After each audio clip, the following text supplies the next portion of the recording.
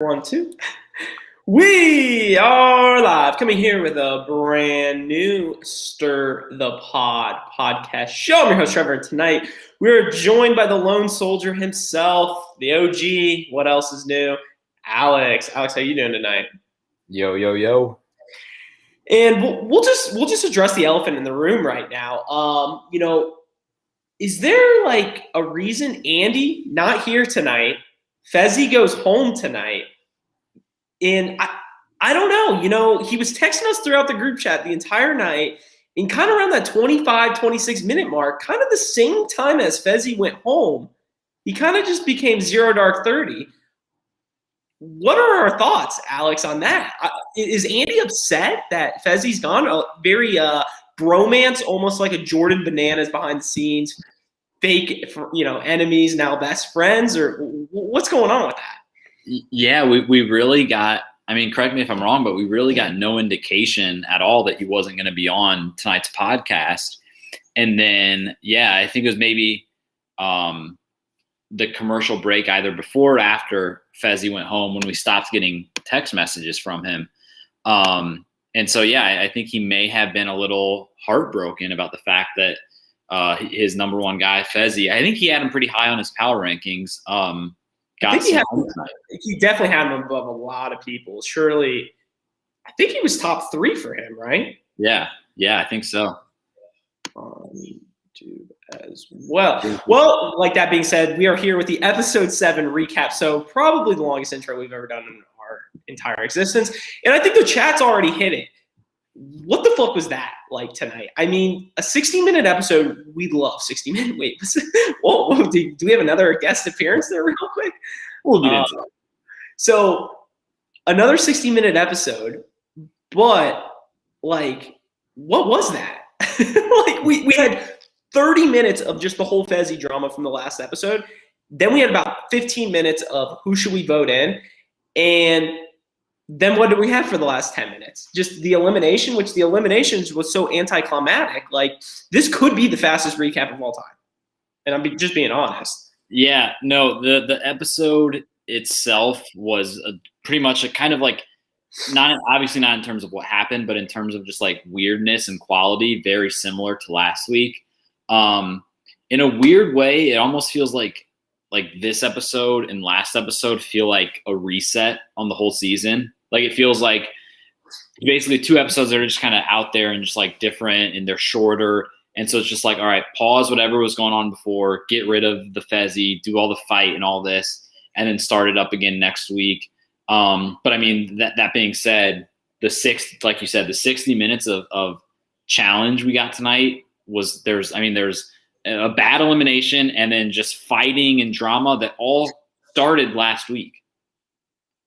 Well, that's what I'm saying. Nothing we didn't get from point A to it was just so the editing was just terrible, to begin with. The fact that you're telling me you couldn't just combine these two episodes together.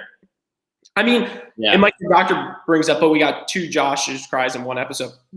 We didn't get 2. We got at least 4 or 5. I think we had 4 or 5, yeah. At least. And, TJ, when he came into the house, and I don't want to get so far in, was like, oh, this is embarrassing. Haven't we heard this talk before or something? It is just ridiculous. And the fact that, like I said, the biggest thing is we love 60-minute episodes, but the fact that those 2 episodes, we had 2 segments tonight. The fallout and the elimination, and that was it in 60 minutes. And it's couldn't you just add that in, cut the 15-minute bullshit, 20-minute bullshit of Fezzy and Josh, becoming bros again or whatever, and then just oh my God, the production this episode was so bad and it bothers me. But I don't know. And on top of it, and I'll just dive right into the episode recap right here, we lost our streak. 7 episodes. We didn't really have an elimination, first walking in the door, but we lost the streak. And I think that's where we got to start first, is why are we replaying the same shit 5, 6, 7, 8 times and then going into the episode? It's ridiculous. Yeah, this right when the previously on was happening tonight, I thought oh shit, the streak of the elimination winner coming in the door for first is for sure like 100% going to stop, because there was no elimination winner last episode. And I think it was kind of like I on one hand I was like, oh, we didn't even talk about this last week, knowing that the streak was going to stop. But I guess there's just all the pizza fighting and all of that. But yeah, obviously, take a bad episode like we had tonight, and then add on top of it the fact that it ruined a season-long and maybe a dozen episode long streak. Hopefully, from episode 8 next week to the finale at the end, maybe it carries on all the way there. Hopefully that means there's no more to be continueds or anything. But yeah, I think we always start every episode by saying the streak continues. Tonight, the streak is stopped, and we have to start a new one next week. Yeah. So sadly, like we said, the streak ends. And then, like I said, we just pick back up in the fight. Like, there wasn't much else that was going on. It was just so much filler. It was one of the worst edited episodes, I think, of all time, honestly, in my opinion. I think they tried to make it up with a hall brawl we'll get into it. I don't want to spoil it or whatever, but it was just bad. I'll just leave it at that. Yeah, I agree. And I think maybe my question, at least like what I think we should just focus on and talk about right now is, like you said, I think the first 30, even 40 minutes of the episode were just badly cut up, produced, and all of that. I think only when you get to the nominations where it was like actually like the episode felt like it was progressing. And so, let's just get right into Fezzy going home. That was like the big thing of the episode. Fezzy going home. We thought it might happen because of last week's episode. So, just overall, like, what are your thoughts on Fezzy going home? I think it was the first, and I have a few more thoughts, but I think first and foremost, it was the first, like, moment of the season, if that makes sense. Like, it was the first time something popped off. Like, even though the slap was just a slap, it was like, okay, something actually happened. Because I feel like up to this point, we've just kind of been going through the motions. Rookies are going in, rookies are going home. There's some drama every now and then, but like nothing really happened. You had what's her name? Pig roast, getting sent home and all of that. Anissa. Well, that was a pretty big moment. You didn't. That was a big moment. But you didn't have anything like this, where it was like a fight that led to somebody getting sent home. So, what was just your thought on specifically Fezzy getting sent home? I was surprised, honestly. I thought I was just going to be in. I thought it was okay. Coming into the episode, I did not think he was going home at all. Did not think it one bit. I thought it was just gonna be the classic TJ warnings.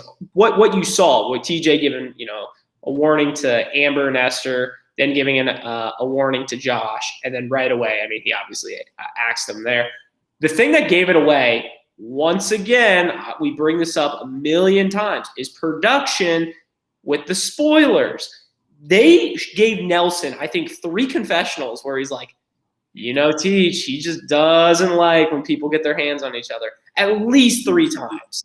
So then I was like, yeah, he's going home. Like, there's just literally no way. So overall impact of him going home, was Andy right in getting his pick? Was he the first vet out for male? Nam. Oh, yes, Nam. I did forget. Nam wasn't on the season. 0 words. No, he wasn't. No, but Nam doesn't count. You know why? Because Ed from the Circle's here. So, realistically, Andy's pick was right. And I can't believe I'm saying that. Yeah, basically every other veteran guy besides Nam, I guess, is going to finish ahead of Fezzy. Mm-hmm. Yeah, for one thing, as if CT needed an easier path to the final. Oh my God. This is literally like, I forget what conference it is. It is literally like the Big Ten North Division or Legends or whatever, with Ohio State getting to the Big Ten championship. It's just another day, another dollar. Like, there's no competition. They just get there. And I think it might actually even be easier. It might be like Gonzaga in the WAC or whatever conference they're in, like winning their conference. Like, who is CT's biggest threat right now? Himself, maybe, I He's being mean, honest. it probably is. Because I You mean, got a cat going on back there or something? because I mean, Fezzy was like a clear 2 to 3 notches below CT. Everybody is, but at least at least he's a physical competitor. He's been in the past 2 finals, and yeah, I mean, the guys now behind CT that I think are towards the top are, I mean, like what, Corey, Kyle, and Nelson, the same guys that have just been like floating around for the past 5 seasons. Like they're not gonna ever seriously challenge CT for a title. And like none of these rookies are doing anything. What do you think? Do you think CT's scared of Huey? Huey? I mean, like, and I'm sorry, Jesse Adams, not a Big Ten guy. Definitely a Big East kind of guy. But what would the comparison be? I guess if we're talking Big Ten, given a little football, obviously we're in the swing of it. Me and Alex both big football guys. Ohio State, CT in the West would be like Josh would be Northwestern playing them in the finals? Or is that giving Josh too much credit? I would say another comparison would be like CT is Alabama in the SEC, okay. And then you have guys like Kyle and Corey, the Ole Misses, Mississippi States of the world. Well, I was gonna go one notch above and say like they're the LSU's, Florida, Georgia, where like they're always pretty good, and every now and then they have that like awesome season where they're like contending for something. So I would say they're kind of like that, and then I would say Josh is like Mizzou, Kentucky. God, no. Josh is like Vanderbilt, not with the grades, but with the football performance. God. Well, and Fezzy played at Tennessee, University of Tennessee. Well, yeah, that's a perfect match. Him in the obnoxious orange checkerboard pattern. Surely he's not an obnoxious guy or anything. So, but he played well with Tennessee. So we'll just leave it at that. So, let me ask you. Let's go one at a time. Do you think that Fezzy is going to come back to the challenge? Yes. Wait. This season or like no. On another season of the challenge? Yes.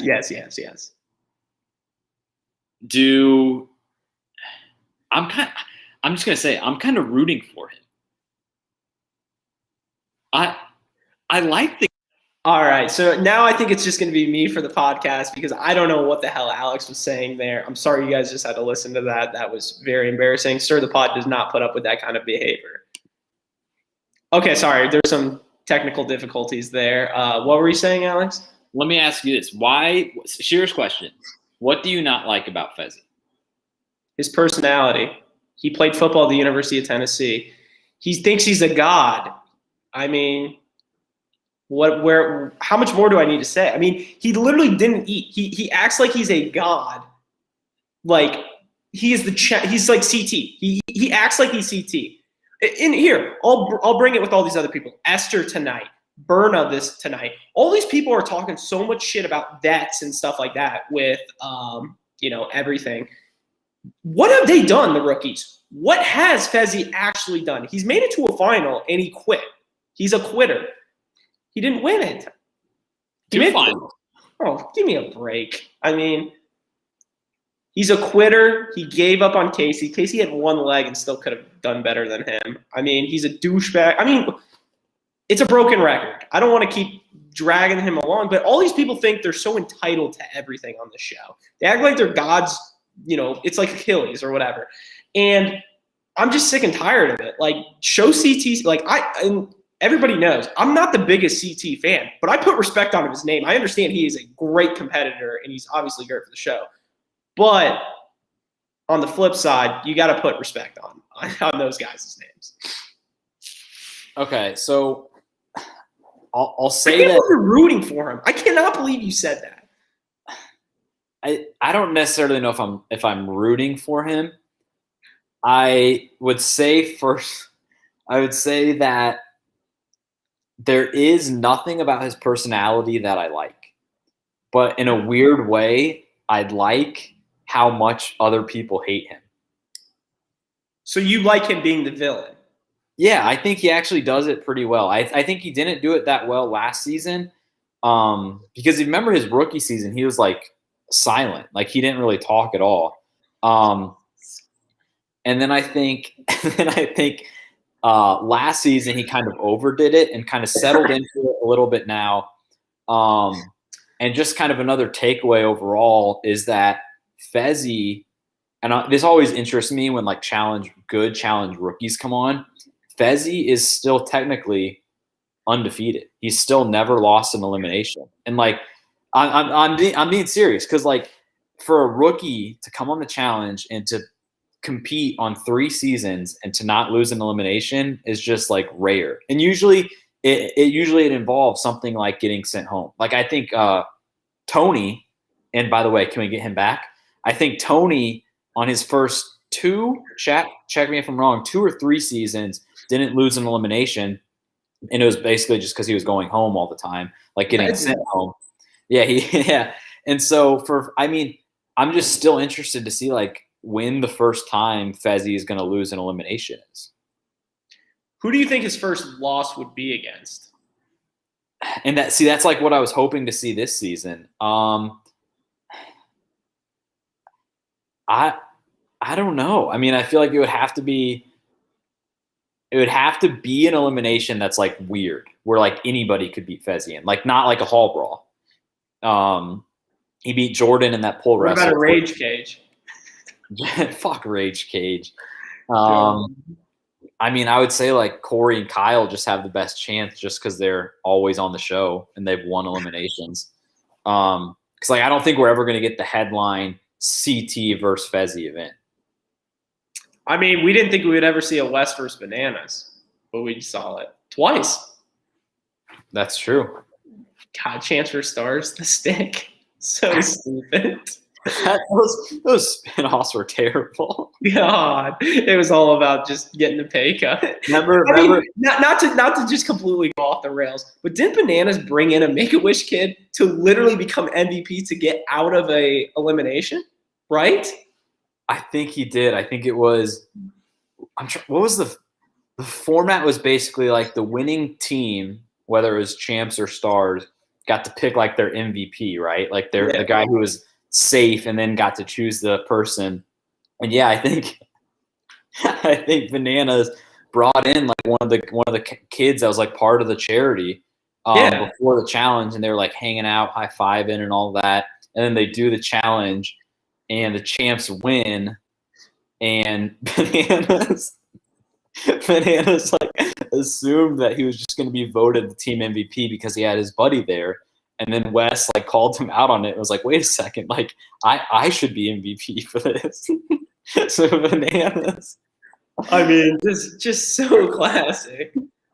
Jesse Adam writes real quick, do we get a daily challenge and elimination next week?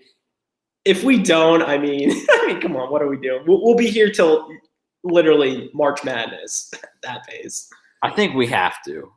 Yeah. I think tonight was they didn't know, or they didn't have confidence in their producers to put all of this stuff into 90 minutes, even though they clearly could have. And so they decided to just chop it up a little bit. Hopefully we reset next week with fucking challenge, deliberation, elimination. Yeah. So kind of jumped off the rails there. Can't even speak. Whoa. Jumped off the rails there. Anything else you want to put out? You want to plead your case? Anything else, Alex? Because you just love Fezzy so much. You're going to start your own fan club on STP, which might have 0 followers, but you know. No, nothing else about Fezzy. Well, I guess we kind of talked about it already a little bit. And I'll probably have to rewatch the episode, check the tapes on the Josh cry. I think that's the next thing we got to talk about. It's at least for tonight. And I think, wasn't it for and for you guys who might be listening new to the season, before on our season preview, we all, Trevor, Andy, and I, we all placed like prop bets for the season. We basically gave like a prop and then a number and decided if we were going to do over or under. And one of them was times that Josh cries. And I think we set it at, we'll have to go back because I know we wrote it down. I think maybe 5.5 was the number. Because obviously he cries like every other episode. So the line was 5.5. And then I think up to tonight, though, through 6 episodes, we were officially at 0. Right? We were at 0. It hadn't happened yet. And then tonight the floodgates open. Literally. I mean, we got at least 4 or 5, I think. I mean, I have seen Nani cry on the show season after season after season after season. I don't think I've ever seen her cry that hard. I think that might have broken the record in challenge history. If you were to time it, the most airtime they've ever given someone to cry. And it was a 60-minute episode. It wasn't even 90 minutes, which is even more impressive. So if we're going by ratio, it's probably even the best percentage by far of all time. So I guess if you want to give one props to production tonight, it'd be to capture all that. But thank God, I just really wanted to see Josh cry 5-6 times tonight. So I applaud them for putting that in there. So yeah, it was almost like we fully expected to get a Josh cry up to this point, and then when we didn't through 6 episodes, we kind of get a little worried about, is the over gonna hit? And then tonight and Josh says, "Hold my beer," and he just does it all in one episode. Yeah, it was very similar to I feel like production, when you get like a sponsorship and you have to make sure it hits like the amount, like you have 6 commercials to run during a basketball game, let's say, or something.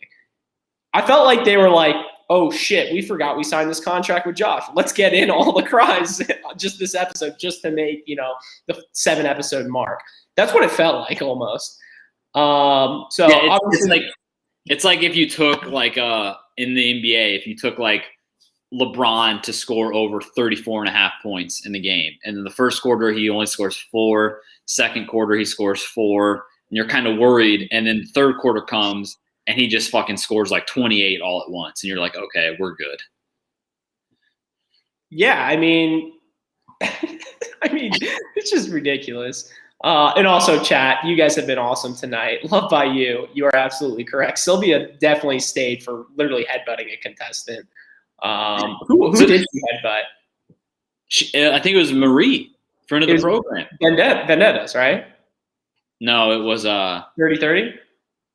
Final Reckoning, I think. That's what I'm. God, that whole gap right there between Vendettas, Bloodlines was before Dirty. It was the season after Dirty 30. Those first 3 seasons before War of the Worlds that just mashed together. That I just literally have no idea anymore. It's the trilogy. Well, yeah. What was the trilogy? It was Final Reckoning, Vendettas, and what was the other one? Dirty 30. Oh, Dirty 30 was part of that trilogy? That was the first one of the trilogy, I think. And it was only a trilogy because they said, in a trailer one time, this is a trilogy. Talk about another person who cried. Sylvia cried about walking over the – first off, let's bring that final back where they had to walk across the fire, very The Office vibes, and it was literally 5 seconds long. It was a part of the challenge. That was the dumbest thing I've ever seen in my life. It was walk across the fire. It was 3 steps. So stupid. That whole final challenge could not have been any worse. And yeah, like you said, it was like a kindergarten person made it. It was like Pam Halpert, Pam Beasley at the time, walking across those coals. Is what you had for the final determining factor of who's going to keep $1 million. So dumb. God. Marie, friend of the program. Remember when Wes poured a 2-liter of Coke? I mean, the shit they used to do on the show was just, even in the past couple seasons, didn't who were the girls who dumped all the furniture? Or not the furniture, the luggage, and she left. That used to be I think now I'm thinking, wasn't it Camilla who was just drunk and she put on glasses and a sunflower hat and just walked into the pool? Yeah, she walked into the pool. She also did some other makeup stuff. Jesus. That was one of the thoughts that came into my head tonight was the fact that, Fezzy slapped Josh, gets sent home. It wasn't even a slap. It was like a push away almost. It was as minimal contact as a person could have made, right? There was way more contact on the hall brawl tonight than that. Yeah, well, and compare what Fezzy did to Josh's face to what 13 years ago CT did to Adam's face. Oh God, I wish I could do that to Adam Meadows' face right now. That guy sucks. God, NC locked up. All right, back on track. So Fezzy goes home. What else is new? I mean, That's new. God, watch it. So then we go to nominations. Nominations happen. Esther's solo. I thought it was a pretty easy vote. I thought it was kind of funny how they were like, it was even a big discussion of who to vote in. Like, you might as well just throw in the person that, the team that has one person. So it's only, they believe, one elimination. And I'm just so happy tonight TJ didn't have to do another one of those bullshit twists where it's like, you guys voted in Esther and Fezzy. Obviously Fezzy's gone. That doesn't mean there won't be a guys elimination. ... Nah, I'm just playing with y'all. I mean, we're only having a girls elimination tonight. So yeah, I thought I noticed that too. Like because in the past the whole cast kind of plays it up as like, oh, we think this is going to happen, but there's a chance, blah blah blah. And then tonight they said it like once in the deliberation, and then when they got to the elimination floor, the killing floor, TJ didn't even, like you said, he didn't even do the curveball. He was like so just annoyed with the whole cast. He's like not even going to do these little jokes anymore. Like, just get in the fucking hallway already. I want to see someone get hit. So like we said, the vote happens. Esther goes in. Not really surprising there. The elimination happens. I believe it's called Rage Cage, which, I texted Alex and a few of the other people in our group chat, and Andy, I should say, and one other person that I don't want to speak their name. But I said I saw a spoiler, and the spoiler that I saw, it wasn't even really a spoiler. The fact that it gave me vibes, and Alex will know where I'm going with this, it gave me vibes of the old challenge episodes, because the episode bio literally was like, it was like Teach goes to a house, competitors compete in the grueling rage cage or something. So literally just flat out say the elimination, no what it is. I think me and Alex have talked about in the past some of the classic episode titles in the past where it's like Down Goes Wes and stuff like that. Just gave me vibes of that. Obviously I didn't tell those guys what it was, but I didn't want to even say it was Rage Cage because I had no idea what that even meant. But so what do we think about Rage Cage? The little twist on just the game before we get into the competitors. What do we think? In chat, I would love to hear your opinion of it, because I just didn't think it was big enough. I felt like it was like a shortened version of Hall Brawl. And was it really that high to even begin with, the jump? Because that was the other thing. I think what they should do to make this better would be like a 30-foot, obviously I don't know the dimensions of how big it was, but make it 30 yards or whatever. 30 is a lot. 20, 10, whatever. And then make you climb a wall to go up to it or something, distance, because you're already gassed, you're running into someone. Then it's more than just who's the first one in the bell. You have to get your ass up there. Compared to I feel like those girls could have just jumped and hit it. I don't know. Just throwing that out there. Yeah. Yes. See, I think tonight's elimination is a classic example of, if it ain't broke, don't fix it. If it ain't broke, don't fix it. And this is something that the challenge has failed at for a while. We've had season formats, different elimination challenges that have been good. The challenge thinks that they can make them better. We'll do these little changes, and it actually makes it much worse. And before tonight's episode, one of the longest staples that we had where they didn't really change it was Hall Brawl. They had done Hall Brawl, I would say maybe once every season, maybe once every other season for about the past 12 seasons now since they introduced it with Wes's head ringing the bell. And so they've done it a lot. And every time I feel like they do it, it's a good episode. It's a good elimination. And they've done like different forms of it. Like they've done it where it's like a circle. They've done it where it's like two teammates doing it against each other. But at its core, it's still the same thing. I actually like the circle one the best, honestly. Yeah, the circle one was good. That was when Rivals too, right? I thought it was Preston. Didn't Preston lose that? Rivals too, wasn't it? No, he was with Knight. R.I.P. I can't remember, but yeah, Hall Brawl's always been something that's good. And then tonight they make these changes where I think it was basically 3 key elements were changed. One was maybe subjective, but it looked like the hallway was shorter, like you said. Second, the biggest thing, I guess, is that they had to climb up the cage to like ring a bell instead of just going straight through. And then there was also like, I don't know if you noticed, but there was like the sand of the hallway was covered in like just ropes, like very weird. Didn't make sense really, but it was just ropes. And so I'm kind of just like guessing that maybe after last season they got a lot of pushback of like, hey, we can't have like 2 people fucking going full speed 40 feet apart, head like banging heads in the sand. We have to like shorten it a little bit so they can't build up as momentum. We have to put these ropes on so it kind of slows them down.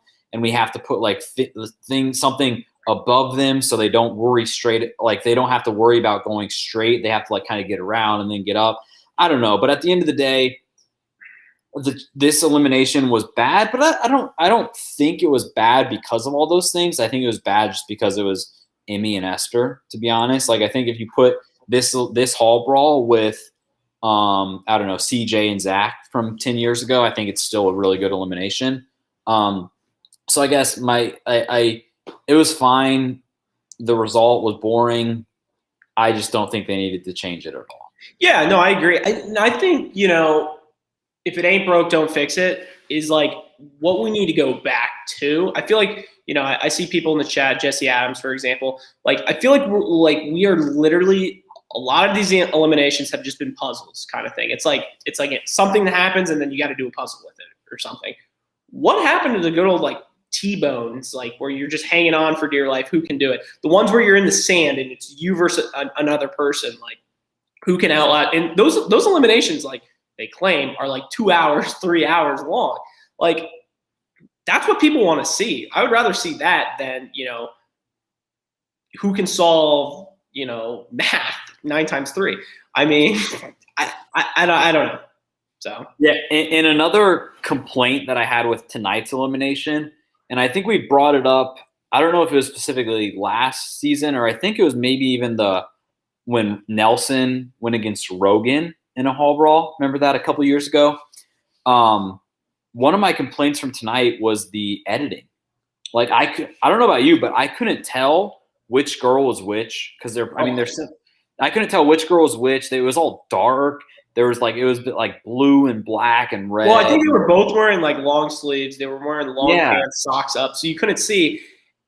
I mean, I do have to admit that first collision on the first Hall Brawl was a pretty nice hit. You literally saw the GoPros came off, which was, I mean, maybe we should strap it on a little tighter, but I mean, it was a good impact. You got to respect them. Both of those girls laid it all out there, which you just got to respect. It's just one of those things where make it bigger, and maybe it was because of safety. I don't know. You brought up a really good point of now they're adding ropes and stuff because think about the last Hall Brawl we saw before it. We had a guy walk away with a broken hand or finger. So I don't know. Yeah, and I think from a viewer's perspective, to really see what happens in the hallway, the best thing would be to just like set a camera, 20 feet away that shows the whole hallway and just set it there and see what happens. Obviously, it's a TV show, so they're never gonna like show it like that. But I just think they cut it up too much. They they're zooming in and out. They're showing all these different angles. I have no idea who's running which way, who's winning. Like it takes 30 different cuts in the cut that like shows the entire hallway, and you can see that two bodies are all the way on one side. So okay, somebody's clearly winning, but you have no idea who it is, and then you just have to wait to see. Oh, Emmy rung the bell. Okay. I mean, we kind of skipped all over the place there, but obviously Emmy gets voted in there. They both go down. Obviously, we talked about it. Emmy wins, and she chooses, to no surprise, Uncle CT. So Uncle CT, Emmy, a new team. Then you just see Berna just so pissed off, and she felt like she got burned by a good friend. So now Huey and Berna are a team, and Uncle CT and Emmy are a team. So. And that was basically the episode right there, which is kind of crazy. I didn't think we'd be speaking for 35, almost 36 minutes about the episode. I mean, pretty impressive on our end. I know we kind of got off the rails for some time, but that was basically the episode. So any lasting remark on the episode, Alex? I don't think so. I mean, can you still hear me? Yeah, I hear you fine. Okay. You hear me now? Good. Yeah, I got you, Verizon. I mean, the delay that bad? Like we said from the top, the episode was just very average. I mean, actually, no, sorry, very below average. Just with like the weird hour-long episodes. And I'm just trying to think of like what, and this might sound like too negative, but like what we have to look forward to, like what episode 8 is going to be like. Because obviously Fezzy. I know something that we can look forward to, and I don't know if we want to say this news now. I really haven't told you, but should we break the news of who's going to be the special guest? We can a little bit. Well, no, okay. actually, no, we can't. We can't break who is the special guest. Okay. Full disclosure, we've been in talks with someone on the show. We've literally gone back and forth trying to find a date. Currently, they are, I believe, overseas filming the reunion show as we speak right now. So they looked at our message. They've already said they would come on the show on the 29th. But we haven't solidified it yet, just so they know. Anything else, Alex? I just don't want to say they're coming on and they won't be on. But they were on the reunion show, haven't responded since. They told us they were going to be busy and stuff. I think you said it as best as we as a podcast can get to at this point. Like, we don't want to say who the person is just because we haven't officially booked it in yet. We were hoping to tonight to be able to like let you guys know exactly who is going to be on the episode. But I guess that being said, because we aren't able to do that tonight, make sure you follow us on Twitter and Instagram and all that, because the second that this person responds back to us and says, yes, episode 8, September 29th, we're ready to go, we're going to be posting it. We're going to be posting it everywhere. So just the idea is for this person to come on the live recap with us. They said it was going to happen. We tried to confirm it like one last time before tonight's episode, and then that didn't happen, which is fine because we're still hoping that the guest actually comes on next week anyway, so it's not a big deal. But yeah, just make sure you follow us, and that's the best way you guys are going to be able to hear about it. And then obviously too, next week, if this person does come on with us, it's going to be just like this. Like, it's just going to be another screen on your TV. And so you guys will next be able week will be 3 of us again. We might put Andy in timeout, very similar to like Fenway in timeout right now. So yeah. Yeah. So come ask your questions. I think, and this is nothing like no bullshit or anything. Like, it's not somebody like, no offense, it's not Jeremiah. Like, it's not a no-name person on this season. Like, it's a known challenger, a big face on this season of the challenge. And to be honest, if it doesn't happen next week, which we're really hoping it does, we've been told that it will. It should happen the next week, Ben. We're still going to work to getting it this season. If this person doesn't come on the show now, this will be the last season of recaps from us. I will put that out there. We will make sure this person comes on. One thou. 100 thou. 100 thou. All right, what segments we got tonight? We got a couple. The first one is actually we've done it before, but we haven't done it this season yet. It's called Pluto Playback, and I'll kind of explain it to you guys so you can maybe get things up and ready. But basically, if you haven't been with us since Pluto Playback, what the segment is there's a streaming app called Pluto TV, and it's literally like free channels with like a ton of different like just random shit. And they have a channel on there. I don't know exactly what the channel number is, but if you just download Pluto TV app, there's a channel on there that is entirely dedicated to MTV The Challenge, old season, old episodes. And so it's like 24/7 The Challenge. It's almost like just a marathon. It has commercials, which it's on right now. That's kind of why I'm stalling while I give this description. But basically what Pluto Playback is we, as a segment, we turn on Pluto TV. Whatever episode is on there, we recap it. It's kind of like I think Trev, we used to describe it as like taking a little trip in the time machine, like taking it back a few seasons, and just like watching whatever's on Pluto and just doing like a quick reaction to it. So that's going to be our first segment of the night. It's still on commercial right now, but it is the season I was watching before is The Island. So basically The Island, which I think is new to Pluto. They used to only have like 3 seasons on there. But yeah, it used to be the dirty 30s of the world. Yeah. That was just so. If you guys live are listening live right now, turn on Pluto TV, and when it comes back from commercial, we're going to talk about it. Yeah, Paramount Plus does have a lot of the old seasons.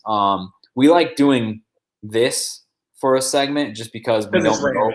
Yeah, it's random. It's very random. We don't know what season it's going to be, what episode it's going to be. And then, like you said, we just kind of we talk about whatever is happening on the season. And so it's The Island right now. The Island is one of those seasons where I like the format. It's like one of those forgettable seasons though. Like I feel like the move that everybody remembers is with what's her name? Evelyn, sorry. Obviously her, Johnny, Derek, and who's the other guy? You're a big fan of the other guy, right? Kenny? Yeah, that my guy Kenny. Yeah. I know Alex is probably the biggest Kenny fan on this podcast, host side. So Kenny was so good on Fresh Meat and Fresh Meat 2 that I've always said that like they need to do a Fresh Meat 3 season. Like you've heard me talk about that before. Well, let's pump the brakes on that because that might be our next segment. So all right, so at least on my TV we got this is actually the episode. This is the episode where Abram quits. Down goes Abram. Maybe episode 2, 3. This is the episode where Abram asked to quit the challenge. And then Johnny, I think, what was it? Was it keys they were trying to get? Right? Yes. Yeah, they were trying to get keys. And Johnny basically got gifted a key from that. Yep. Bananas. Literally. Yeah, I think, I mean, you said it. The Island overall is a pretty forgetful season. But I think it's a good season. I like the season. It is a good season. Yeah. So. All right. That was Pluto Playback. Kind of weak tonight, but didn't have much to react to. But now you guys know, like we said, we when it's a pretty boring episode that night, like tonight was of Spies, Lies, and Allies, we like to bring back just being able to react to old seasons. So now you guys know going forward. So our next segment tonight is going to be a fantasy one. So all you fantasy lovers, get involved. What we're going to do kind of like a mini Mount Rushmore of contestants from any season. And me and Alex are going to kind of make a Mount Rushmore of people that we want to. So, for example, we're not doing this season tonight, but like, if we did Battle of the Exes 3, which teams do you want to see? And we're just going to rifle through kind of like a Mount Rushmore. Tonight's segment, and I know Alex has always been a big fan of it. Obviously, I've been a huge fan of it as well. And I don't think anybody else has even come up with this idea before. But we're going to do 8 guys, 8 girls. We're going to start out with, should we do the girls first or guys? Let's do girls first. Ladies first. Girls. Ladies first.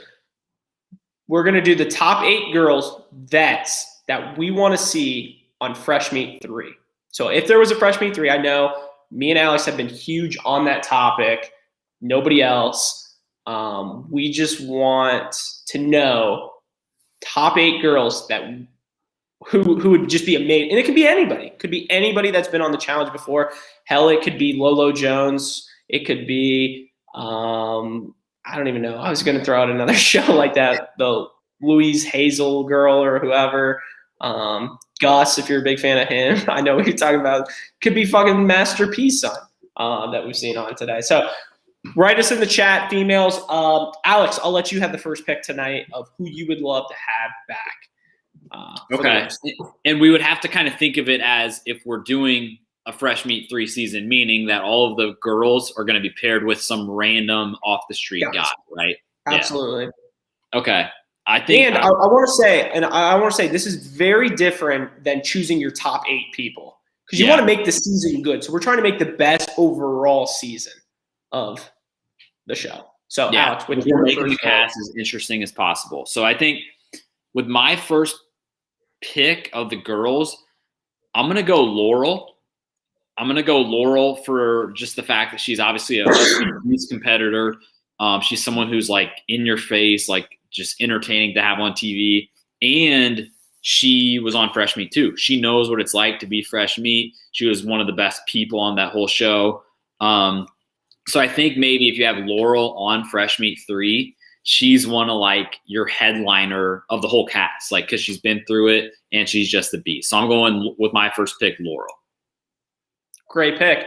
With my first pick, I'm going to do another Fresh Meat person, and they went pretty far. I believe they made it 57 minutes into the season, and I'm going Cara Maria.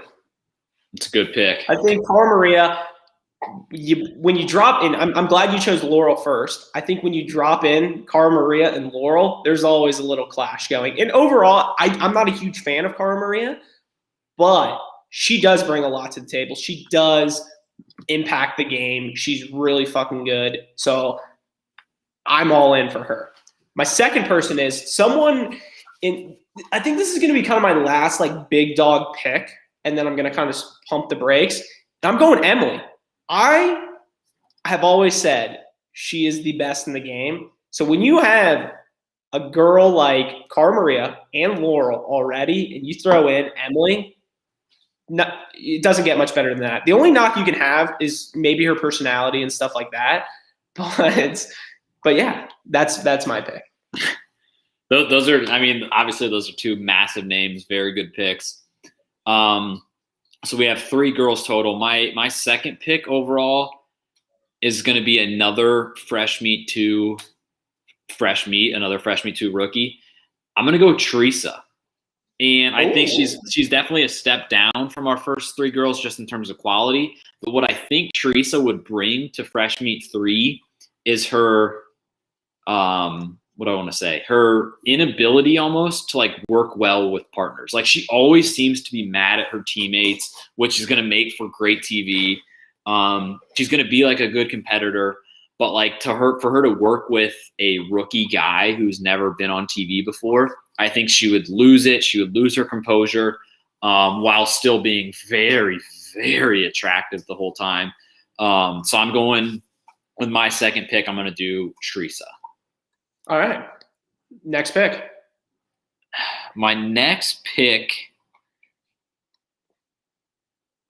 I'm gonna go Nani.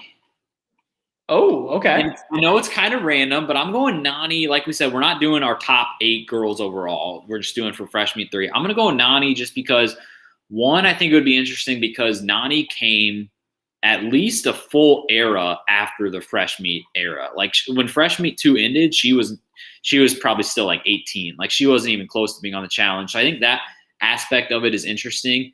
And we've seen Nani like work pretty well with, guys like Turbo and Gabo, and just like rookie guys. And obviously she's always like interested in rookie guys, even if Casey's around. So I'm going to go with my third overall pick. I'm going to go Nani. Great pick. So far we've named Teresa, Nani. Who was your first pick? Laurel. Laurel. Oh God, who did I pick? Cara Maria and Emily. Yeah. Cara Maria and Emily. So right now we have a stack group.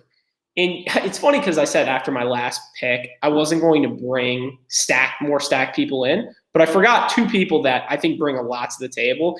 And I think this one person they're not on the season, but in the past couple seasons have said they are the GOAT. And I think this would be a perfect time to see, are they actually, do they speak, how good are they kind of thing. And that's Killa Cam. I would love to see Cam on this season, going against those top girls with a rookie partner. You don't know what you bring to the table. So you really show how good of a competitor you actually are when you have, you're all kind of on an even level and, just kind of go from there. My other person, and this is a throwback, and I think this person brings personality. They're just a psychopath. The biggest flaw they have is swimming, but I think this girl in a hall brawl is one of the nasty. Like, she is so good. Like, bring on physicality. I worry about her effort quitting though sometimes, and her swimming's the worst. Do you see the rain outside? I think there's a hurricane coming. Hurricane Naya. I love Naya. Dude, she is a bad girl. Dude, she is good. Like I said, there's always been those 2 things. Her swimming, and then sometimes she quits. I hate quitters, but if she can get over that, I think she's just kind of like a tornado. And that's what I like to see in the challenge house. Good pick. All right. Who you got? Can I do a controversial pick? Okay. I mean, I'll try to just explain it pretty quickly. I'm gonna go Camilla. Okay. Similarly to picks we've done in the past, she's a good competitor. She's easy to look at, and she is just an absolute fucking nutcase. Add those 3 things together, and you have like your ideal challenge competitor. You think like, what do you think is going to happen if on a daily challenge, Camilla's like running like, a mile or whatever, and her rookie guy partner is like tired and he's laying on the ground? Like, you think she's going to be nice to that guy? No, it's going to be A1 TV. I would be interested in seeing that. I know she has problems. So like, I mean, this is just fucking make believe. So but my last pick, I'm going Camilla. Good pick. I think, the one flaw we had from this pick, and obviously there would be more than 8 people. I think the honorable mentions we would have to throw. You got to throw Anissa on in the season because she's on every season. I saw it in the chat earlier, and I do like this competitor. Very one-hit wonder was Jenny. Yeah. I like Jenny. But yeah. So how about we dive into the guys? Whoa. Not a fan, Fenway? Just not a fan? So let's talk about the guys. Alex. Oh, is not ideal. Looks like it's just me running the show for a little bit. Guys, my guys are going to be my overall first pick has got to be Johnny Bananas. I mean, The guy speaks for himself. He's arguably the challenge himself. Any season he is on is just 10 times like more entertaining. Love him or hate him, he does bring a lot to the show. And even he could be the first person gone during the season, but it's still entertaining to have him there. Him just kind of, stirring the pot, doing whatever. But yeah, my first overall pick has got to be good old Johnny Bananas. You can't go wrong with that pick. So now I have two, right? Yeah. I'm gonna go. God, I feel like there's a ton of good options. I'll start it off with Wes because he again has a tremendous track record with fresh meat. He's worked with like two dumb hot blondes who are just bad at the challenge. So maybe he gets a third one, and third time's the charm. Obviously, anytime Wes is just like a entertaining challenge character. So that'll be my first pick. Will be Wes, and then second, I think it would actually be really interesting to see Darrell on again. Okay. And similarly, but kind of just different results because Fresh Meat 1, Darrell gets a Vive, a no-namer, and wins the final. And then Fresh Meat 2, obviously, he's with Cara, like a beast competitor, and gets sent home right away. So it's like, what's he going to do third time?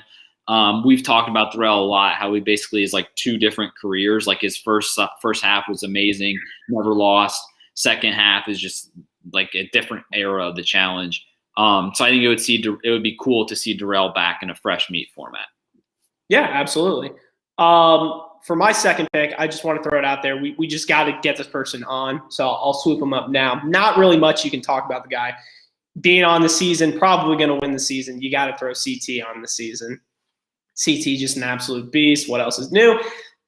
Then with my third pick, I know me and Alex have been saying this for years, but can we seriously get Tony Raines back on the challenge? I think Tony Raines is one of the most entertaining people that the challenge has ever gotten. Low-key his brother too, but we definitely want Tony back on the challenge. And a fresh meat format might be very dangerous too for him too. But we'll just leave it at that. So, Alex, last two picks. I have two picks and you have one more, right? Okay. Correct. Don't get lost in the snake. I'll just say it, even though I don't know if it's a given that we weren't going to go for this person. I've always been high on Kenny. I think it's a given. He's Mr. Beautiful. He's the GOAT.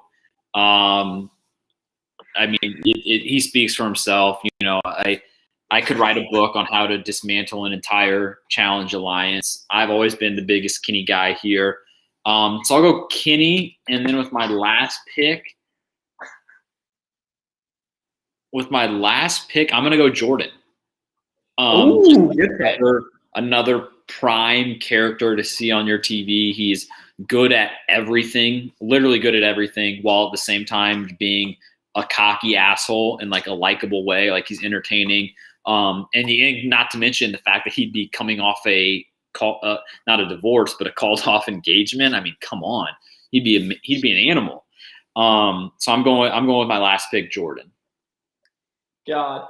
Well, for my last pick, there's a lot of people, obviously, I could pick. I could pick, Leroy, which I would love to see Leroy come back on the challenge. Landon, obviously a GOAT. But there's one person everybody knows that always has a special place in my heart. And it's got to be, oh, my Lord, dude. Put that dog on a leash. It's got to be the GOAT himself. Johnny Riley. Johnny Riley is one of the greatest competitors of all time. I believe his first interview for Rivals 3 was like, most people would see me, they would probably say, you probably live in your mom's basement, play World of Warcraft, and, drink or something, he said. Yep, that basically describes me. Johnny Riley is such a funny guy. I wish he would, show that more, but great competitor. People forget he beat Johnny Bananas up the mountain for free agents. Should have won free agents, but the lucky horseshoe himself, Johnny Riley, for my last pick. So, other honorable mentions. I think people be sleeping on Dario. I love Dario. People still sleep on Dario. I would say Turbo, Theo. I think personally Theo will be back next season. I hope so. I hope to God. I love Theo. I think he's a really good competitor. I saw Kyle in the chat. Kyle, realistic guys. Jesse Adams. Send us your list, guys, of guys and girls, and we'll start reading them off. Jesse Adams posts realistic guys. We got Banana, CT, Wes, Jordan, Rogan, Joss, Fezzy, Kyle. Rogan and Joss. Dreamless, Banana, CT, Wes, Kenny. Rogan in your dream? I mean, come on. I like Rogan, but in your dream, come on. So here is the Stir the Pod official, and this is Stir the Pod official Fresh Meat list created only by Alex and Trev, the big Fresh Meat for you guys here. The original OGs. Yeah. So our Fresh Meat 3 Dreamcast. For the girls' side, it's going to be Laurel, Cara Maria, Emily, Teresa, Nani, Cam, Naya, and Camilla. And for the guys' side, it's going to be Bananas, Wes, Darrell, CT, Tony, Kenny, and Johnny Riley. God, legend. I think Johnny Riley wins for the guys. Does Johnny Riley win for the guys? I mean, I think he's beaten someone up the mountain before. God, is the delay that bad? So yeah, I mean, that was our little mock list.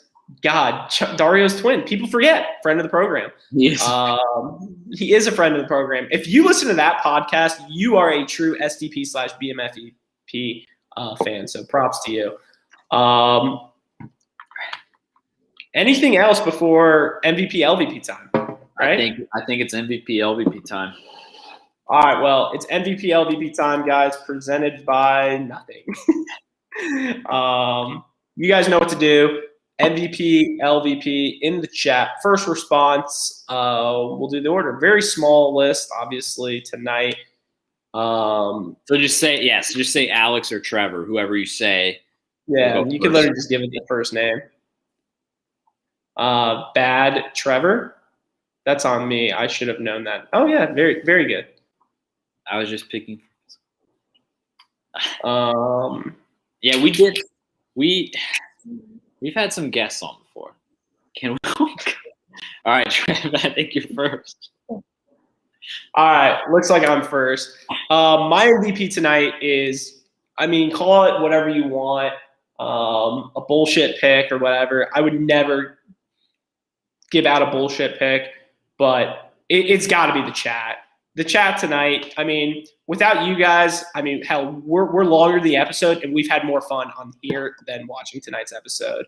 We can have people in the chat bash us, but we don't give a fuck. We love the interactions and stuff like that. So thank you to the loyal AWLs. Without this, I might be jumping out a window because it was a rough one tonight. And hopefully we can get back on track. But when the ratings speak for themselves, and the past, 5 episodes have been the lowest ratings of all time, I mean, I think that speaks for itself. But that's just me. So my MVP tonight is the AWLs, the chats of STP. Alex, MVP, who you got? I mean, that's a very good pick. And anytime you have an episode that was as bad as tonight's, it's always good to go a non-challenger, and I was trying to go somewhere similar for MVP of tonight's episode. I am going to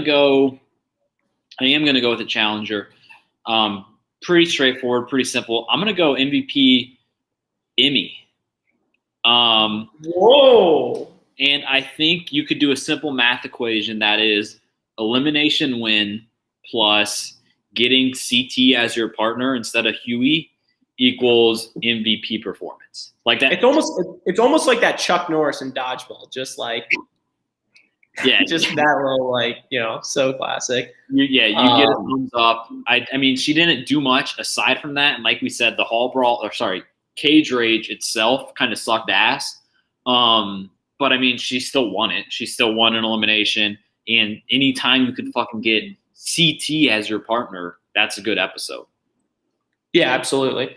Before you get to your LVP, I would love to hear, because I see Aaliyah Hope wrote it in the chat, and I know Alex doesn't like it. In the chat, do you guys like when Emmy says, Mr. TJ? I bulge at it. I love that. I'm just curious. Are we fans of it or are we not? I know Alex hates it, but I actually love it. So with that being said, Alex, who's your LVP tonight? I hate it. If she would have said it one more time tonight, she would not have gotten my MVP. My LVP, I think there's actually a few picks out there. I'll save my honorable mentions because I think for my pick, I'm going to go 60-minute episodes. I'm going to go LVP 60-minute episodes just because, and maybe it's more so production, but I think the fact that production has created 2 bad 60-minute episodes in a row has just kind of set like a weird tone on the season. So I'm going LVP of 60-minute episodes. Hopefully it's the last time we get it, and hopefully it's just kind of like, all right, we can restart next week. I see a lot of people wanting me to be LVP. I think I've done a good job tonight, so I'm gonna go LVP is 60-minute episodes. I mean, I was thinking about production, and I really want to give it to production, but you kind of just hinted at it, and I really don't want to. The chat is calling for an LVP for Alex tonight. And I mean, there's a lot of reasons. I mean, we can talk about the bad parenting with the dog. I mean, that outrageous take on Fezzy, the Magic Jack connection. I mean, the list goes on and on. So Pardon my take. I just can't, and I just gave you guys an MVP. I just can't give Alex an LVP tonight because I am just thankful he is here tonight. And not being one of our other co-hosts that just decides to take off whenever he wants and acts like he can go on a vacation, very Hank-esque, just all the time. So with that being said, I always want to give the LVP to Andy, but I'm not doing that. I'm being respectful. I love you guys, whatever. My LVP tonight is actually going to be Berna. And I think Berna is my LVP tonight because, one, she tries to stir the drama for no reason to begin with what's her name? Amber B. Make sure we get the B in there. Has a huge fight with her. So her and Esther are like buddy teaming up on there. One, she acts like she's friends with Emmy. Emmy basically tells her, no, I'm not going to take CT, blah, blah, blah, blah, blah, all that stuff. Elimination happens. One, she loses her friend, Esther. Two, Emmy, her other friend, steals her partner. Three, instead of having CT, you now have Hui. So not ideal. Just a tough look for Berna. And, I mean, she's going to an elimination next week. So not a good look is what I have to say. So my LVP tonight is Berna. God. And Mikey the Doctor, Andy is not at Cara and Paulie's Fire Fest knockoff yet. I believe, when is that? Do we know? Do we have a date? They have some sort of the Instagram countdown. I know they have that in their stories right now, so I think it's like a week or so. Jesus. So is he going to take another week off? I mean, well, he might not be welcome back after this performance. Yeah, chat. What do you guys think? Do we think we should give him a punishment for a week? I mean, I'm game for a punishment. I know Alex's punishments aren't hard. I mean, obviously you can tell by his dog just doing whatever the hell he wants. So surely his dog's never chewed up a wall or anything either. So we'll just leave it at that. So chat, what do you guys think? Well, and we'll just read a few more comments, and I think the OGs know that the Trev and Alex duo used to be the old podcast. God, I mean, like I've always said, the heart and soul of the podcast, these two right here. So I think anything else, chat? I was gonna say honorable mentions for LVP. I was gonna say Fezzy, just for the fact that he got sent home. And then but here's the thing. I don't think we can give him an honorable mention LVP. I'd give him an honorable mention MVP for him, so we don't have to fucking see him ever again. That's true. So, ooh, I like that, Mikey. I like that. And I might be able to pull that off, too. Andy has to wear a University of Tennessee Fezzy jersey. God, I'll pump the brakes on that. I still want to pay for that, for him to film that whole thing. God, I mean, who's paying for this shit? Anything else, chat? we'll give it about 30 more seconds before we wrap tonight up. But again, guys, without you guys, we are nothing. So thank you guys. Obviously, tonight was a rough one. Hopefully, we'll be back on track. Overall, I still think tonight's or like the entire season has been fine. We just kind of hitting, like that mark, and we kind of said that 7 to 10 range, 6 to 10 or whatever you want to call it, is very hard to nail. Dude, I'm really hoping there's not 30 episodes. And we're still 7 episodes in and have not gotten a single veteran to lose an elimination. Like that is the streak I think that is really continuing here. Like we had Fezzy go home tonight. We had Nam go home.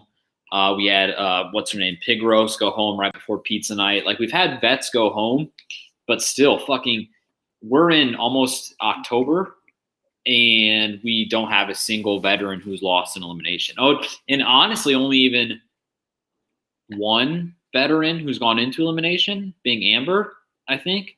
So, like, I mean, just the fact that, like, the veterans are still controlling this game. It didn't even, like, wasn't even a point tonight just because the episode was so weird. The past 2 episodes have been so weird. But hopefully that starts to change soon just for the sake of, like, having new shit to talk about. Like we said, we kind of just been going through the motions, like, send the rookies home. We kind of had a spark tonight because of Fezzy, but, I mean, it was just a bad episode overall. So we need some stuff to happen now. Yeah, absolutely. Can we get an animal fact? Well, an animal fact for me would be Alex's dog is named Fenway. Obviously, you guys know I'm a Toronto Blue Jays fan. He's obviously a Red Sox fan. So we might be throwing out the idea of possibly going live if the Jays and the Red Sox play in the wild card game. So I'm all game for that. So Trev, what's your take on that CT commercial? I don't think I've seen a CT commercial. I missed it. I'm not watching it on cable. I'm poor right now. Just moved. Obviously, you guys can see the new background and stuff. So I've been kind of streaming it, and they don't show commercials. So I've been missing all these commercials. I saw the Josh one. Can someone explain it to Trev, the CT one? I think what Jesse Adams is referring to is basically like it was like a 2-minute like promo video commercial type thing where it was Anissa and CT basically like it was all with like the sappy music and it was like dear younger CT, dear younger Anissa, and it was like writing them a letter as if they were like 20 years ago, 15 years ago, and like saying like, oh, this is what you're gonna learn, blah blah blah. And I saw it on Reddit and I watched it. I think it's on the Challenge YouTube channel. Wait. This could be a live watch then for Trev right here. Let me pull it up. My thoughts, Jesse, were the Anissa part of it. It was almost my thoughts were it was insulting to CT to have Anissa included in the same montage. I thought the CT montage was actually cool and interesting. He was like, he's like good with that kind of stuff, but having Anissa there kind of ruined it for me. Oh, I see what you're talking about. Here we go. If you write a letter. Wait. Let me see something right now.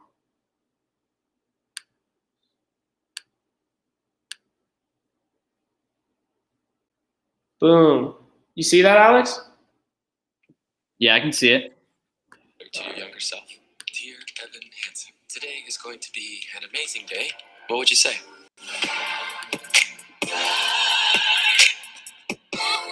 Dear Anissa. Dear Chris, it's you, me, us. You're going to change so much throughout the years. You think that going on TV is the wildest thing you've ever done in your life. But there's more to come. You're going to be pushed to the limit, mentally, physically. You're going to do things you never thought you could do. You're going to adapt, and you're also going to learn a lot about yourself. You're going to have to face your absolute worst fears. But each time you'll come out on top. You're going to take people by surprise. People still sleep on the dad bod era. One thing you do have going for you is you've always followed your heart. You're also very resilient. You're going to have terrible anxiety that you're going to keep challenging yourself, and that's going to help you combat those feelings and push through them. You're going to learn not to take things personally and not to stress unnecessarily. You can't run from your feelings. You have to face them head on. And through these shows, if you do it right, there's so much you can learn about yourself and others. You got the world in your hands, kid, and you don't even know it. Slow down. You don't need to have all the answers. Let your guard down. Stop acting like a tough guy. Being vulnerable doesn't make you weak. It makes you human. Don't be so hard on yourself. You deserve to be happy. Sincerely me. Sincerely me.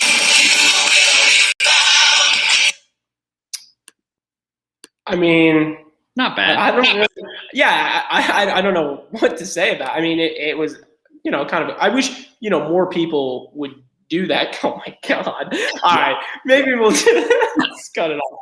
Cut it. I mean, whose story would just be bananas? No pun intended. Like Tony? Tony, I Shane? was thinking.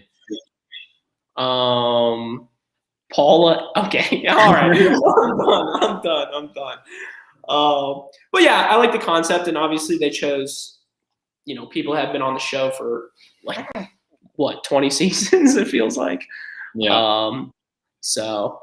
Yeah, anything else, or should we wrap this baby up?